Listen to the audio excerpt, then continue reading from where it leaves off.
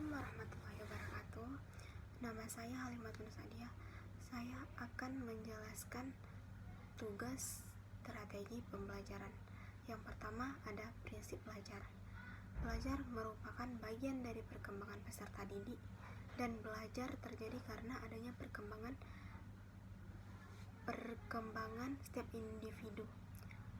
Belajar berlangsung seumur hidup atau lifelong learning.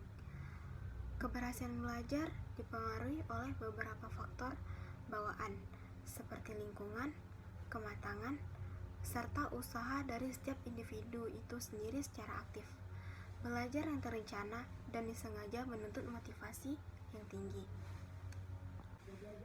Yang kedua, menjelaskan tentang pendekatan, metode, strategi, dan teknik dalam pembelajaran. Yang pertama ada pendekatan. Menurut Gulu adalah titik tolak atau sudut pandang seseorang dalam memandang sebuah masalah yang ada dalam program pembelajaran. Sudut pandang tersebut menggambarkan cara berpikir dan sikap seorang guru dalam menyelesaikan masalah yang dihadapinya. Jamil mengatakan bahwa secara garis besar pendekatan terbagi dua. Yang pertama tuh ada pendekatan teacher center atau berpusat pada guru. Yang kedua ada student center yang berpusat pada siswa. Seorang guru berpusat sebagai ahli yang memegang kontrol selama proses pembelajaran, baik dari organisasi, materi, dan waktu.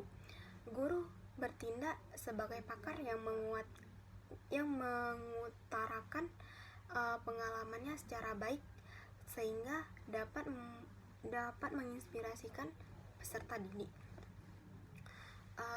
Sedangkan student center di sini peserta didik didorong untuk mengajarkan sesuatu sebagai praktek dan membangun makna atas pengalaman yang diperolehnya.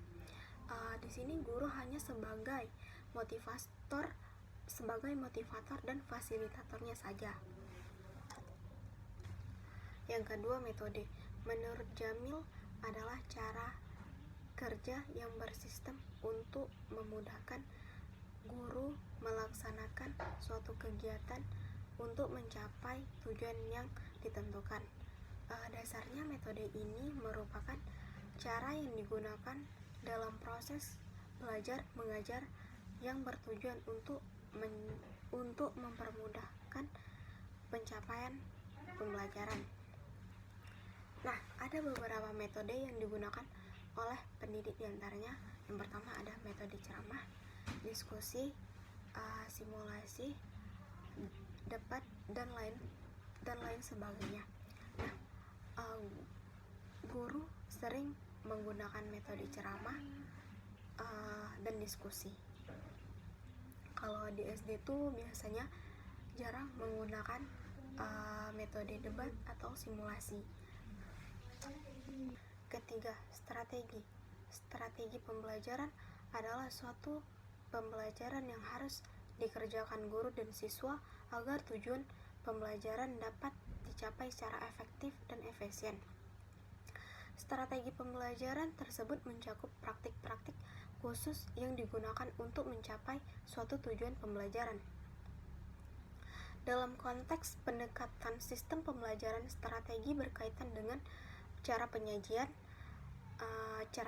materi dalam lingkungan pembelajaran yang meliputi sifat, ruang lingkup, dan urutan siswa yang memberikan pengalaman pembelajaran kepada peserta didik. Strategi pembelajaran tersebut tersusun atas metode-metode dan teknik-teknik atau prosedur-prosedur yang mungkin pembelajaran untuk mencapai tujuan-tujuan belajar. Yang terakhir, teknik. Menurut Knowles, teknik adalah suatu langkah-langkah yang ditempuh dalam metode untuk mengelola kegiatan pembelajaran. Dapat disimpulkan, teknik pembelajaran adalah cara yang dilakukan guru dalam mengimplementasikan suatu metode spesifik. Misalnya, dalam penggunaan metode diskusi perlu digunakan teknik yang berbeda pada kelas yang siswanya tergolong aktif dan yang siswa tergolong pasif. Macam-macam teknik pembelajaran meliputi teknik syarahan, teknik perbincangan, teknik project, teknik penyelesaian masalah, dan teknik permainan. Nah, di sini guru harus bisa menyesuaikan teknik-teknik yang akan disampaikan sesuai dengan golongan siswa yang akan diajarkan. Di sini juga guru harus paham dengan teknik-teknik apa yang cocok dan apa yang sesuai dengan pembelajaran yang akan disampaikan. 4. Menjelaskan faktor penentu dalam pemilihan strategi pembelajaran. Lawrence T. Alexander dan Robert H. Davis menyebutkan ada 4 faktor yang perlu diperhatikan dalam pemilihan strategi pembelajaran. Faktor tersebut yang pertama, tujuan pembelajaran khusus. Strategi kegiatan pembelajaran presentasi tepat apabila digunakan untuk mencapai tujuan pembelajaran aspek kognitif dan psikomotor, tetapi tidak tepat untuk afektif. Tujuan pembelajaran afektif lebih tepat menggunakan pola kegiatan interaktif. Tujuan pembelajaran segi kognitif tingkat rendah, penggunaan metode pembelajaran bermacam-macam digunakan dengan hasil yang relatif sama. Tetapi apabila tujuan pembelajaran tingkat tinggi seperti mengembangkan kemampuan untuk memecahkan masalah, teknik diskusi, mengembangkan keterampilan berkomunikasi antara pribadi. Yang kedua, ada keadaan siswa atau karakteristik siswa. Setiap guru harus menyadari adanya kenyataan bahwa senantiasa terdapat perbedaan individu di kalangan siswa, berbeda dalam kemampuan belajar, cara belajar, latar belakang, pengalaman, dan kepribadian mereka. Yang ketiga, sumber dan fasilitas untuk melakukan dari situasi strategi tertentu. Fasilitator penyangkut peralatan ruang strategi pembelajaran sangat ditentukan oleh jenis dan jumlah sumber yang tersedia untuk melaksanakan strategi secara efektif. Yang keempat, karakter teknik penyajian tertentu. Unsur pokok yang harus diketahui oleh guru adalah sifat dan karakteristik masing-masing metode pembelajaran. Tentunya dapat dipahami bahwa metode tersebut mempengaruhi pilihan strategi. Untuk dapat mengelola dan merancang strategi pembelajaran, seorang guru hendaknya mengenal faktor-faktor penentu kegiatan pembelajaran. Faktor-faktor penentu tersebut adalah yang pertama, karakteristik mata pelajaran yang meliputi tujuan, isi pelajaran, urutan, dan cara mempelajarinya. Yang kedua, karakteristik siswa yang mencakup karakteristik perilaku, masukan kognitif dan efektif, usia, jenis kelamin, dan lain-lainnya. Karakteristik ekonomi dan administrasi pembelajaran mencakup kuantitas dan kualitas prasarana, alokasi, jam pertemuan, dan jumlah siswa dalam kelas. Yang keempat, karakteristik guru meliputi filosofinya tentang pendidikan dan pembelajaran, kompetensinya dalam teknik pembelajaran, kebiasaan, pengalaman, kependidikan, dan lainnya. Yang keempat, jenis-jenis strategi pembelajaran. Yang pertama ada pembelajaran ekspositori atau SPE. Jenis strategi pembelajaran eksploratory adalah jenis strategi pembelajaran yang menekankan kepada proses penyampaian materi secara verbal dari seorang guru kepada seorang murid atau kepada peserta didik, dengan maksud agar peserta didik dapat menguasai materi-materi pelajaran secara optimal. Jenis strategi pembelajaran ini merupakan bentuk dari pendekatan belajar yang berorientasi kepada guru. Demikian sebab dalam strategi ini guru memegang peran penting yang sangat dominan. Melalui strategi ini, guru menyampaikan materi pembelajaran secara berstruktur dengan harapan materi pembelajaran disampaikan itu dapat siswa kuasai dengan baik. Yang kedua ada pembelajaran inquiry. Pembelajaran ini adalah rangkaian kegiatan pembelajaran yang menekankan pada proses berpikir secara kritis dan analitik untuk mencapai dan menemukan sendiri jawaban dari suatu masalah yang dipertanyakan. Yang ketiga ada pembelajaran berbasis masalah. Jenis strategi pembelajaran berbasis masalah dapat diartikan sebagai rangkaian aktivitas pembelajaran yang menekankan kepada proses penyelesaian masalah yang dihadapi secara ilmiah.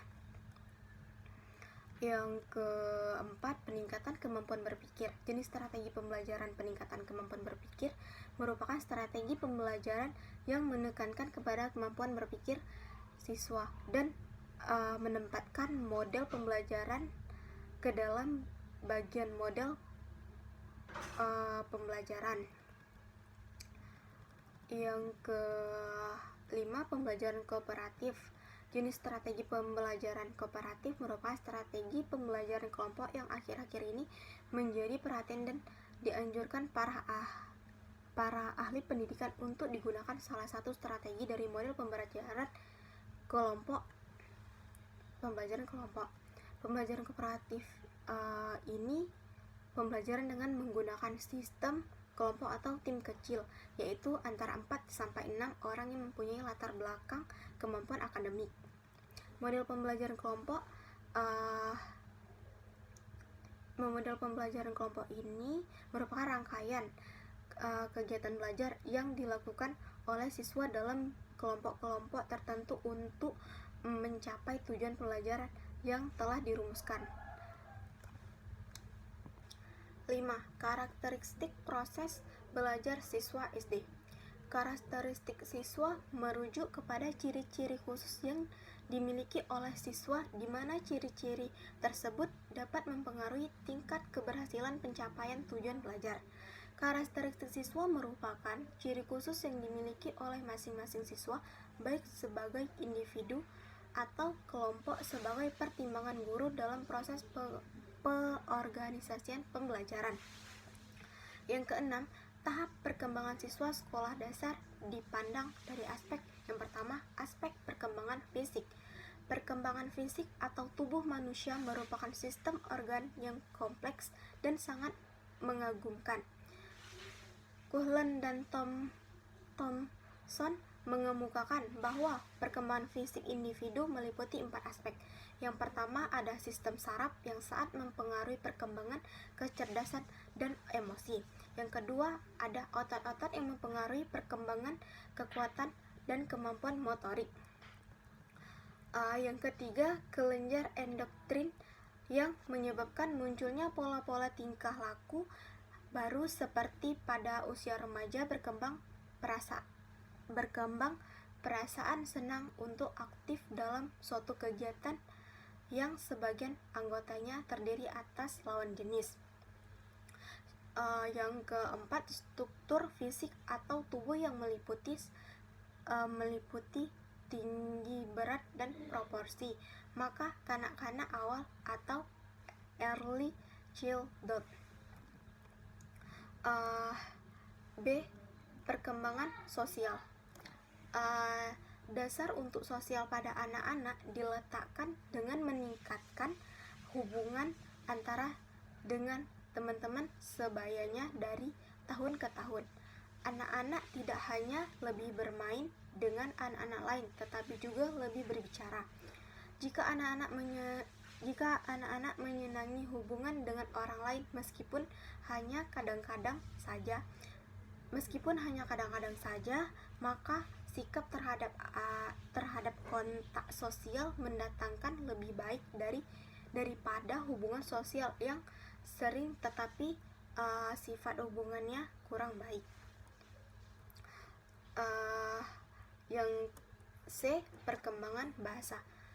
Berikut adalah beberapa tolak ukur perkembangan bahasa anak SD kelas 1 menurut American Speech Hearing Association. 1. Bisa mengingat apa yang didengarkan. 2. Bisa menulis catatan atau jurnal untuk mengekspresikan diri.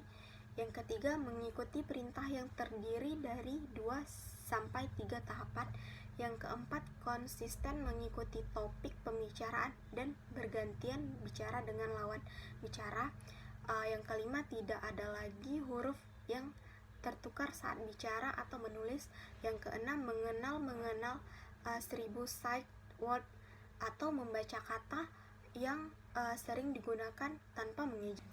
Yang ketujuh, menyebutkan kata yang berirama dan mengucapkan dengan benar semua huruf dalam sebuah kata.